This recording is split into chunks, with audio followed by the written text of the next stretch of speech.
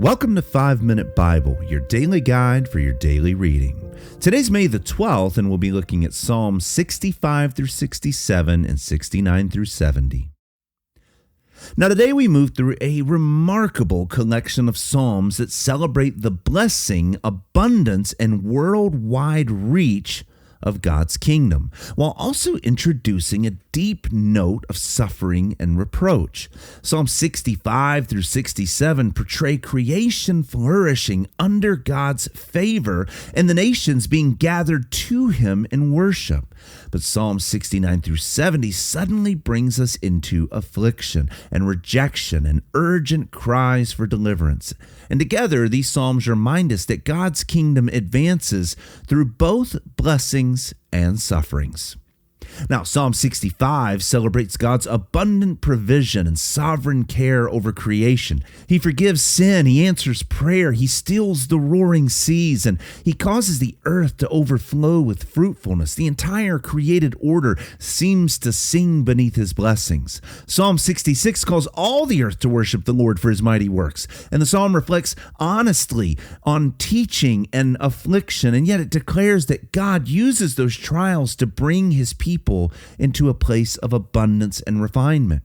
Psalm 67 widens the horizon even further. The psalmist asks God to bless His people so that His salvation and His ways will be known throughout the nations. The peoples of the earth are summoned into His joy because God rules the world righteously and with equity. And then the tone shifts dramatically. Psalm 69 brings us into the anguish of the righteous sufferer. David is overwhelmed by reproach and rejection and hostility. His zeal for God becomes the very reason why he is hated.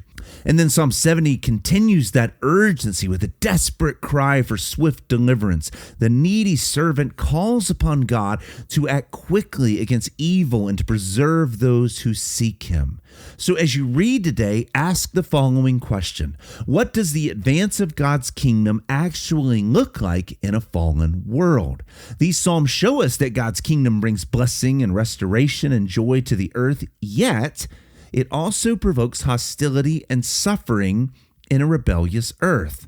And in that way, the central pattern in these psalms is the tension between kingdom flourishing and kingdom opposition. Psalm 65 through 67 paint a vision that feels almost Edenic. God is forgiving sins, the waters of the earth are flowing, and they fill creation with abundance and calls the nations into worship beneath God's righteous reign. And that's not a shrinking of the kingdom, it's an expanding of the kingdom. The blessings of God are moving outward from Israel to the ends of the earth, and even creation itself is seeming to awaken beneath His rule. But then Psalm 69 interrupts all of that celebration with the suffering. The righteous servant is mocked and rejected and consumed with grief because of his devotion to God. Psalm 70 intensifies the urgency, crying out for immediate help in the face of enemies and affliction. And that tension is essential to understand because the kingdom of God truly is advancing, but it's advancing through conflict. The same rain that renews the earth and provokes creation to begin singing also provokes the hatred of wicked men. And this presses directly into our lives as well, because Christians are often tempted towards naive triumphalism or defeatism, either falling on one side or the other. But these psalms refuse both of those errors, because God's kingdom is genuinely flourishing in history, and yet the righteous still suffer as the kingdom advances through the world. These psalms converge powerfully in Jesus as well, because Psalm 65 through 67 anticipates the worldwide blessing of Christ's kingdom. Where forgiveness is here, worship and joy are spread outward to the nations, all the way to the ends of the earth through the power of the gospel. The vision of the earth rejoicing beneath God's reign will find its ultimate fulfillment in the global expansion of Jesus' kingdom that we are seeing happen now 2,000 years into it. Yet Psalm 69 especially points us directly to Jesus because the New Testament repeatedly applies this psalm to him.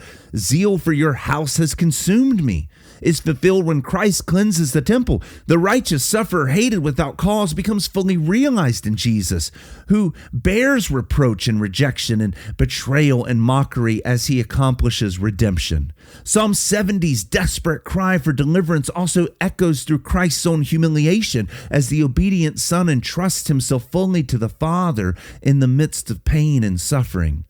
And through that comes victory. And this is the pattern of the kingdom of God. And this is the pattern that God brings us through when we're in his kingdom. Suffering comes before glory. Reproach